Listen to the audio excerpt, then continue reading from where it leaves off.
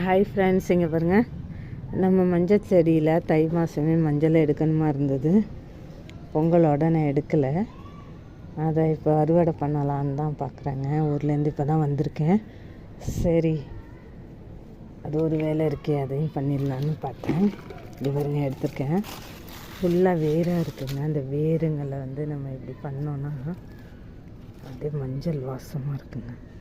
இந்த மண்ணே மணக்குதுங்கிற மாதிரி அப்படியே ஃபுல்லாக அந்த பாட்டில் உள்ள மண் ஃபுல்லாகவே இந்த இடமே ஃபுல்லாக வாசமாயிடுச்சிங்க. அந்த மஞ்சள் தொட்டியிலேருந்து மஞ்சள் எடுக்கும். ஒரு துண்டு மஞ்சள் வச்சோம். நமக்கு அதை க்ளீன் பண்ணி பார்ப்போம் எவ்வளோ மஞ்சள் கிடைக்கிதுன்னு. இஞ்சி நேற்று எடுத்தேங்க.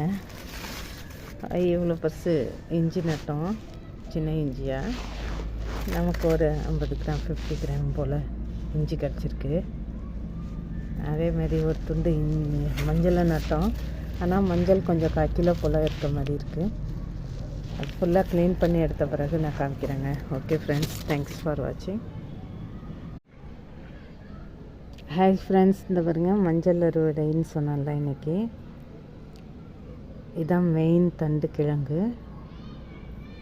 இங்கே பாருங்க, நான் வச்ச மஞ்சளும் அதே மாதிரி அப்படியே கிடச்சிருச்சு. இதான் வச்சது.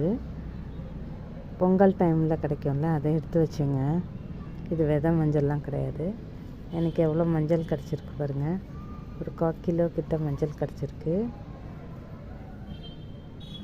ஓகே ஃப்ரெண்ட்ஸ், நீங்களும் மஞ்சள் பொங்கலுக்கு வாங்கினீங்கன்னா நட்டு வைங்க. இதை மாதிரி மஞ்சள் கிடைக்கும்.